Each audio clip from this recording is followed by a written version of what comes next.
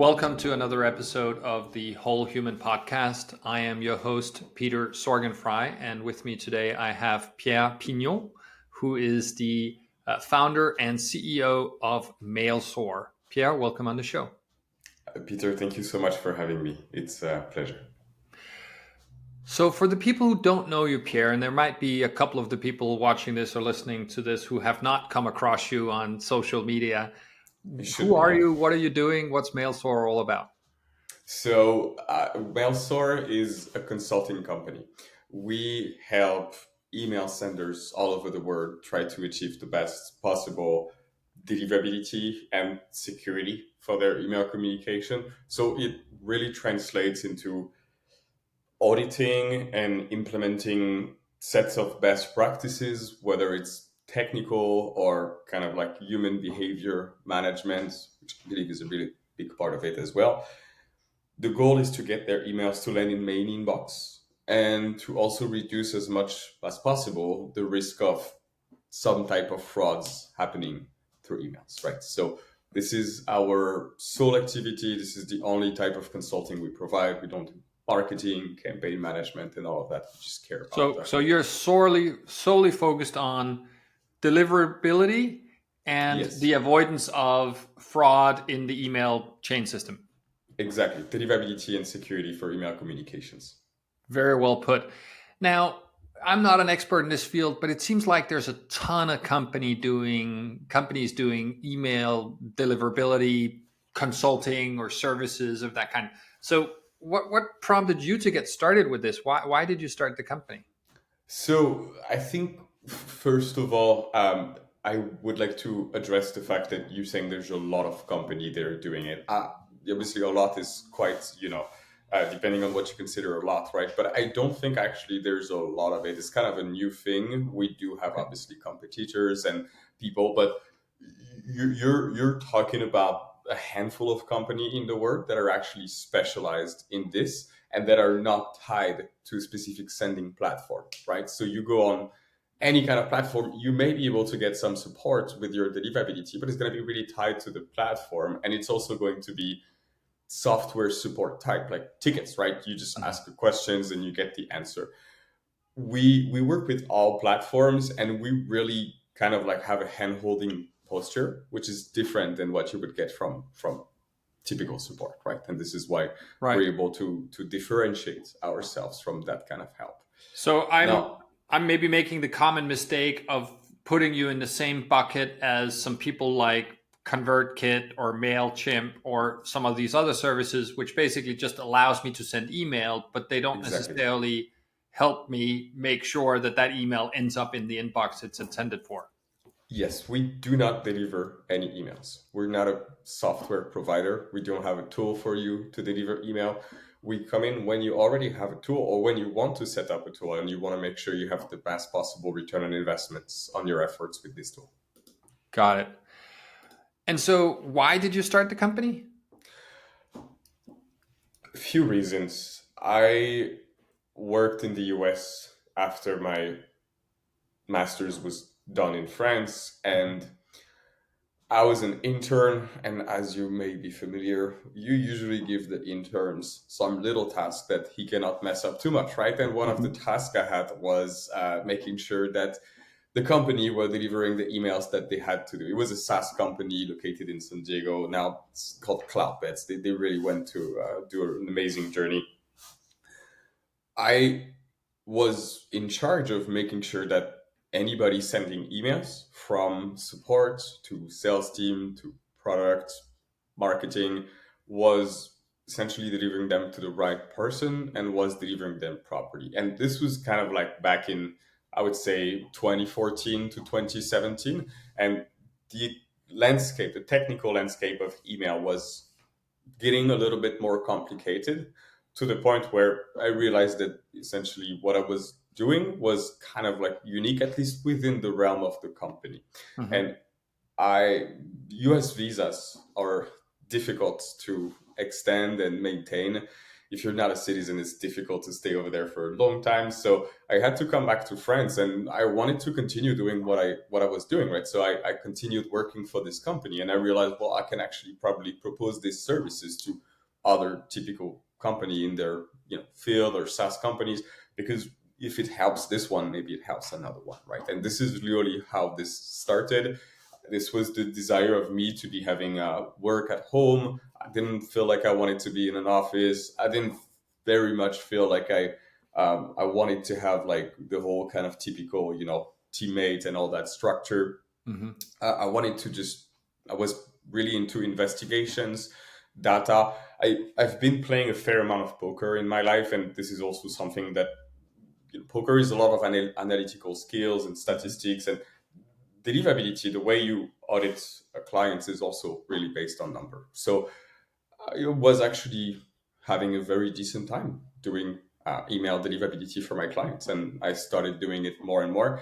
COVID hits, Hmm. and as you may know, COVID led to a steep increase in emails, good Right. and bad emails, right? And filtering become more difficult. So COVID was actually for us a positive event where a lot of people came to us and say, hey, we were not delivering a lot of email prior from COVID. Now the only way for us to reach our customer is emails. So we have the deliverability issue. We need to fix it. And this started really the company as a legal entity. I was a Right. freelancer before that. And so as a first-time founder, how's that been? Right. This is your first company, if I remember correctly. Yes. Yeah. So how has that been? Did has it lived up to your expectations of the life that you wanted? I'm not sure I had very much the right expectation Okay. about, I think, I guess I was very idealistic and thought, you start a company in 2, 3 years, you make a lot of money, and then you travel the world and blah, blah, blah. I think what I would say is this has been kind of a roller coaster ride. I Hmm. think there's very high highs and very low lows in the life of a founder. And you need to really be able to handle these moments where you're like, we're not going to make it. It's like we don't have the sales or whatever. And then 3 weeks after, you're like, damn, this is amazing. I need to recruit 3 more people because there's so much sales and so much stuff going on. So it has lived up to the good expectation. I'm very happy to be where I am right now. And I don't think I would trade it for any other job, but it's probably not as glamorous as some people want to picture it on, for example, social media, where it's a very very long marathon, and it's not really about how like fast you can run. It's more about how long you can run properly without falling. I think that's a great quote. It's not about how fast; it's about how long. Because Yeah. that's typically what happens with startups, right? They essentially run out of steam because they've been running too fast for too long. So in Yes. many And cases, I it makes sense to slow down and be more deliberate with your choices and live for another day. Yes. Actually, that's something I should write about. This idea that it's really about stamina more than anything else. Yes, because I, I have personally came to respect a lot longevity. Yeah. In the past, you see stars, like you see this huge startup that raised like 300 million, and they hired a bunch of things, and you're like, wow, this is amazing. Like these guys like must be super rich, drive a Lamborghini or whatever. And then when you actually look at it, no, most of these company will raise a lot of money, will unfortunately fail, and it will lead to obviously a lot of people being laid off. I mean, I can't imagine the life of a founder when you have such money Hmm. pressure, and you cannot meet whatever expectation was there. So our goal is, we're not a big company in any way, right? We get 15, 20 teammates, and we want to keep on growing organically. We don't have investments. I'm the sole earner of this company, and we just want to keep on providing a good place both for our clients and for our employees. We have people that have been there since day one. They still are really happy to work with us. And so yeah, I think sometimes what you see, and you see social medias have been playing a lot of part in amplifying this kind of thing. But like, I really, really came to respect people that have been in business for 15, 20, 25 years, because I know what it takes to be there for so long, the weight that you have to carry, and it's very impressive.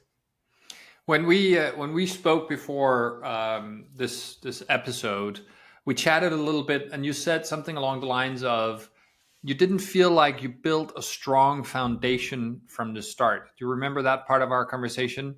And Yes, what did you mean by that? What was it that you did not do when you were starting that you wish you had done? I think that in the first year of my company, every single month, I was surprised and amazed to still be in business. Mhm. Every single month, I was like, look, this is just a trend. Like, I'm just being very lucky. I have all these clients, but then I don't know, COVID's going to end, or they're going to find someone else, and then I'm not going to be there. So I did not necessarily believe that you could actually build something valuable Mhm. around the concept of helping people deliver their email in main inbox, right? And when you talk about that to other people, they're like, "Well, that's a niche thing. Like, are you really making money off of this? Is it really a need, or is it just like a technical thing and something?" So the problem when you don't believe necessary, it's not really don't believe. I don't think it's the right word, but like when you don't believe that you'll be there in like 3 to 5 to 8 years, you don't structure processes around a 3 to 5 to 8 year company, right? And so we had a lot of things that were done without procedures. We had very little tracking of some of the KPI that a business must track. So we were lucky enough that the growth we had was enough to kind of power through Mhm. these So inaccuracy and you mistakes. succeeded despite yourselves in a way. Exactly. Well, I still succeed decently despite myself. By the way, like I still make an amazing amount of mistakes. Like I probably make every single mistakes that one person can do when running a company. I spoke to an entrepreneur from Iceland yesterday. Sigi has a company called Overtune. They make electronic music bits for all the hit songs that you hear on Spotify or where you listen to music. And he said he was really good at not dying. that's Yes. that's how his company essentially had stayed in business for 5 or 6 years at this point in an industry which is notoriously fickle, right? So Yes, I agree. It's all about the resilience that you have, and it's also, yeah, it's not dying, but I think you need to be a good salesperson. When you have a small company, before actually becoming a company, you have a funnel. mhm. And I heard a person, I think a few years ago, say about that, like, do you have a company or do you have a funnel actually? And that really struck my mind, because like a company is a place where essentially if I was to leave for like 6 months, the Mhm. company will still be there in 6 months and run and operate Yes. properly, right? You have your sales, you have your partners, your CSM, whatever. We did not have that, and arguably we don't still have that, right? We're just a place where people come with an issue, get into a tunnel, we fix the issue, and then they come out without an issue right now. Yes. So it's it's there's always a difference. Like, you may have a legal company, but if you don't have the capability to essentially leave the company for a while and say, okay, you run it, I don't think it's an actual full company, right? That's a really interesting observation. There are two things that you just said that I want to keep talking about. One of them is the sales part, because I think that's something that founders vastly underestimate. Because in the beginning, they get business, if you will, from their network or people that they know, and it's based on their personality or their person. But they don't build the systems to have a business development engine that allows them to essentially get known to more people every single day and handle inbound leads and do cold calling and emailing and all the other stuff, right? So Yes. that's one part of it. But the other thing that you're saying is another big problem in startup land, which is if the core founder or founders for some reason stop doing what they're doing, would there still be a company? And in many cases, I think the answer is no, there would not be a company. So, what are Yeah. you guys doing now? You know this, you're aware of this. What are you doing now to make sure that if for some reason Pierre is not involved in the business for a couple of months, that the train keeps on running? So, first of all, I don't think we're there yet. Mhm. I think if I was to leave for 6 months, then there will be some troubles. Mhm. We are building company with silo. We have now a deliverability team with a manager of the deliverability team. We have a customer success manager in charge of the satisfaction. We have marketing. We have billing. We have, we're trying to slowly build this out. And we want to get to the place where, again, if I leave, again, 6 months is maybe a little bit too much on top of that. Like, I may even pretty big companies, if the CEO leaves for 6 months, there's going to be some trouble. But at this stage, like a month or a month and a half would already be a good start, right? So we're slowly getting there. We have limited resources. It's all about resources. I'd love to hire tons of talented people to take over and replace me, but it costs money. It costs time to train them. And the last thing that I want to do is, I think, and it's not in any way a way to like praise myself or anything, but I think I'm the very best salesperson right now for my company. Like, I Mhm. think I haven't produced enough document. I haven't even got enough knowledge and things to just hand it over to someone and be like, hey, this is the playbook of how you sell mail source services, right? It's still vastly knowledge that I have myself and things that I'm basically used to by hanging out on projects. So it's the sales is probably one of the last piece of the edifice. Like, you want to keep sales, or at least the big sales, for yourself as much as you can, because you're the best closer for your company. So maybe it's about actually building process and structure that allows you, Pierre, to just do that thing that you're best at, right? In the sales Yes. process. So I'm advising a founder here in Copenhagen who's building his sales organism, and I'm telling him he and his co-founder are the best people in front of the client. That's who people are still buying. But everything that happens on that up until that point, somebody else can be doing the Yes. tracking of leads, the initial communication with leads, the setting it up and stuff. And it shouldn't necessarily be somebody outside the company. It can be, there's a bunch of like appointment setters and stuff. But those guys should never actually talk to the customer Yes, I because agree. they don't know, to your point, all the stuff you know. So I do believe that the founder is often the best person to be the salesperson. But it doesn't get done because, of course, they have other things to do. And there's not that push so that you basically wake up every morning and you say, okay, today, this afternoon, I'm speaking to these three prospects about these things in this way because somebody else has done all the legwork to get us there, Yeah. right? Yeah, we are, I think, at the stage where everything else beside the closing is quite handled by other people, and Oh, good. also the onboarding and everything.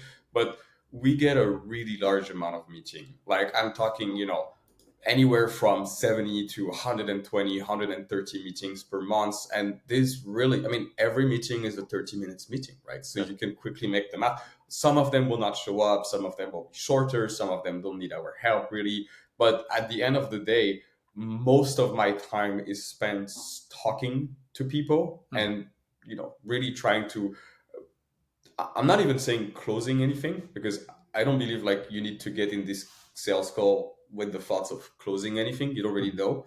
You just want to get there with the thoughts of, can I actually be helpful? And can I be so helpful for free that Yeah. they're actually going to consider paying me for services? Mhm. And I think that's a wise strategy too. The whole fear that I'm giving away the shop and then they won't buy from me is actually false. The Yeah. more you give away, the more likely people are being like, okay, this I trust this person. I'll do business with them. They can build my they can help me with my deliverability. So Yes. I was thinking about you know you said you're 15, 20 team members. How did you go about finding those people? So the whole hiring process as you're growing, you've only been around for 4 years or so, right? So Yes. that's a fair amount of people to find, hire, onboard. How what's your process for that? How do you do that? Just a first disclaimer. I'm extremely bad at hiring. I've had many unfortunate HR situation due to my lack of capability in hiring the proper person. I've been Okay. also extremely lucky. Despite my lack of ability, I've met amazing people that are on the team, so I'm super happy with the team, right? But So you're just want to saying make it's dumb sure. luck. You're basically saying you got lucky. I got lucky, and Okay. not only in HR, it's also, I mean, you create your luck or a little bit, right? But like, I've been fortunate enough to meet very good people that, despite the lack of proper hiring process, despite the lack of proper onboarding, have been able to get on top of what they needed to do, and be extremely good thing in the company. So we find people, I would say, mostly in two ways.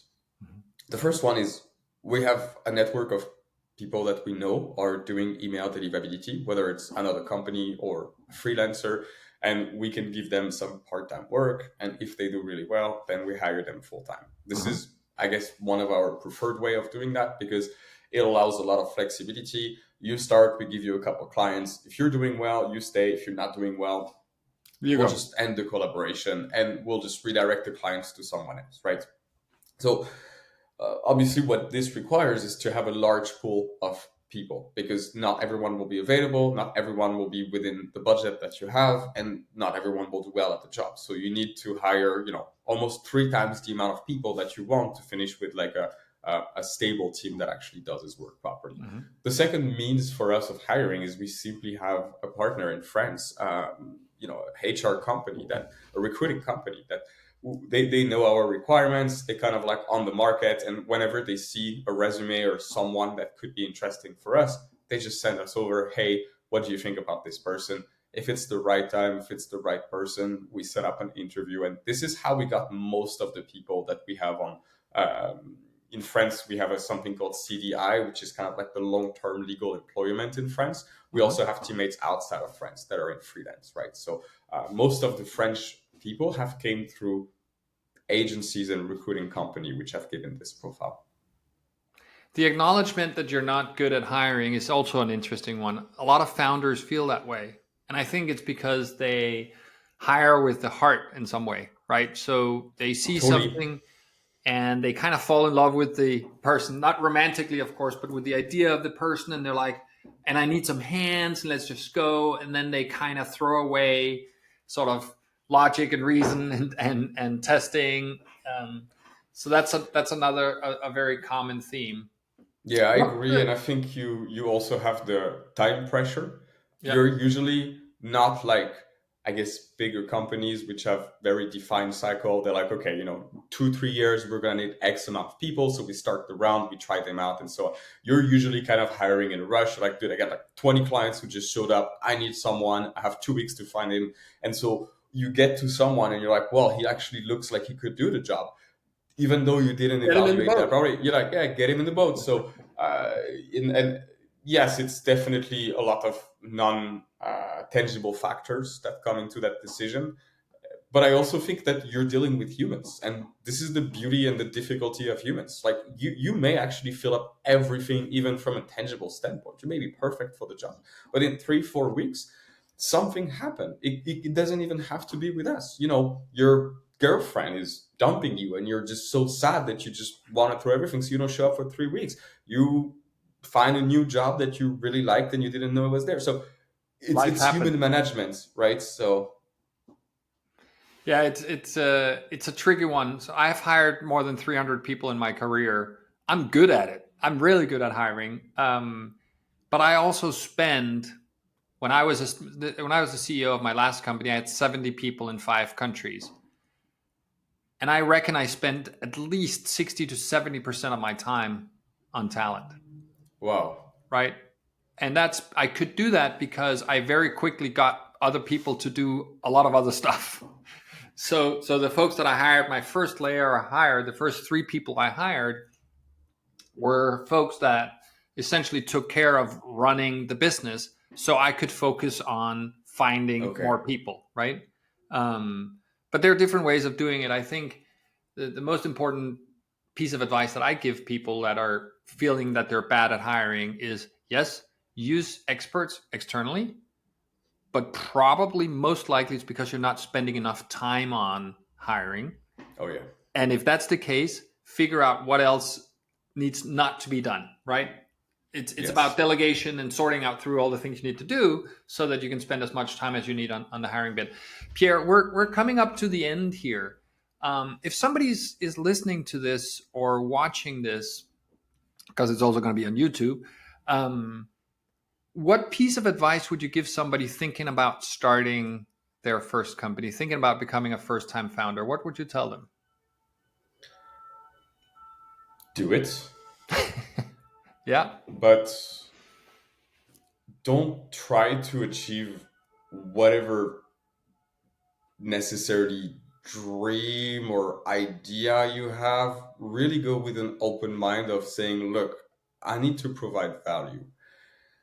I see a lot of folks that start their company saying like, hey, I'm going to do this and this is what's going to happen and this is the product and this is, and the problem is they encounter the real life and the people are not interested. They're not interested in it the same way as they thought. So you really need to be able to be open-minded and feel like, okay, I had this idea of a company at the beginning, but it seems like I can actually provide value in this sense rather than in this sense, right? Mhm. And so not necessarily being too hung up on like a specific idealistic vision that you may have at the beginning may actually allow you to have a valuable company. I've seen a lot of people push and push relentlessly for what they have in mind, how they had it in mind. And it might not be a big adjustment, right? Maybe they're pretty right. Maybe they just need to deliver it another way. But because they got too hung up on that, they just spent the money and there was no runway anymore. So just do it and be ready to sort of maneuver through finding what your company is supposed to do, not what you think it's supposed to do.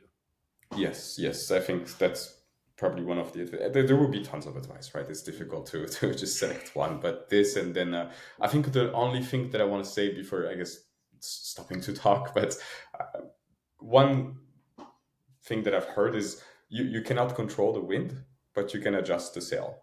And you gotta figure this one out because look, there will be time where it's bad and it's not your fault, and you gotta sleep at night and you just gotta make the decisions that gotta be made. And sometimes the wind is amazing, so you can actually grow and get some speed. So you're running a ship, and you just the only thing you can control is the ship, not the external conditions. And with that, Pierre, I want to thank you for coming on the podcast. Thank you, Peter. It was a pleasure. For everyone listening or watching this on YouTube, this was another episode of the Whole Human Podcast. I'm your host, Peter Sorgenfrey. We do episodes like this with founders and CEOs from around the world. If you have somebody in mind that you think I should talk to, I'd be happy to hear it either in the comments here or you can send me a message. I'm easy to find. And if there's a topic that you'd like to hear more about, for example, hiring or working with investors or how to scale your company without investors, you can let us know that too. Thank you so much for listening and see you next time.